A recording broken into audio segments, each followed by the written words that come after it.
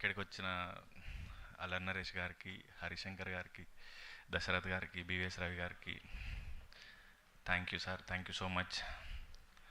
అదే కొంచెం నర్వస్గా ఉంది మాట్లాడడానికి. అండ్ మీడియా, నేను ఇంకా మర్చిపోలేదు, 4-5 నెలలే అయింది ప్రీ వెడ్డింగ్ షో రిలీజ్ అయ్యి. మీరు ఇచ్చిన సపోర్ట్ నేను ముసలోడు అయ్యాక కూడా మర్చిపోను. అండ్ ఏదో మాట్లాడదాం అనుకున్నాను, ఏం మాట్లాడలేకపోతున్నాను. మీరు గుర్తు చేశారు కాబట్టి అజయ్ ఘోష్ గారి గురించి చెప్పాలి. ఈ సినిమా చేసినప్పుడు ఆగండి సార్, అది సినిమా గురించి.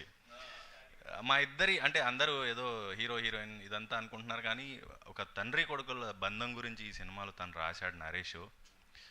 మా నాన్న లేడు కానీ చాలాసార్లు మా నాన్న నుండి ఇలాగే ఉండేవాడు అనిపించింది నాకు. సో సినిమా గురించి వస్తే,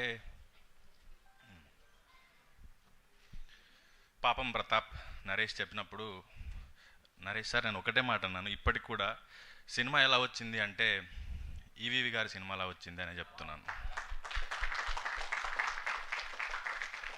నాకు అదొకటే మాట వస్తుంది. అది స్క్రిప్ట్ చదివాను, రిహార్స్ చేశాను, షూట్ చేశాను, డబ్బింగ్ చెప్పాను, బట్ స్టిల్ నాకు అదొకటే మాట వస్తుంది.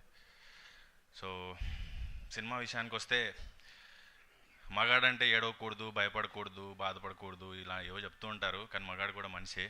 దాని గురించి బాగా చెప్పారు సినిమాలో. అండ్ లాస్ట్ 20 సెకండ్స్ ఒక బిట్ వస్తుంది, అది చూసినప్పుడల్లా అసలు నరేష్ ఎలా ఊహించాడు ఇది అనిపిస్తుంది. అంత మంచి క్లైమాక్స్ ఇచ్చాడు సినిమాకి. అండ్ పాపం ప్రతాప్ అంటున్నారు కదా, ఏప్రిల్ 17వ తారీఖు మా బుజ్జమ్మతో మీ దగ్గరలోని థియేటర్స్కి వస్తాను. పాపం ప్రతాప్ వీర ప్రతాప్ అయ్యాడని మీతోనే అనిపించుకుంటాను. Thank you. Thank you Thiruveer garu, thank you so much. And ఇప్పుడు మా కల్ట్ కెప్టెన్ హరీష్ శంకర్ గారిని మాట్లాడవలసి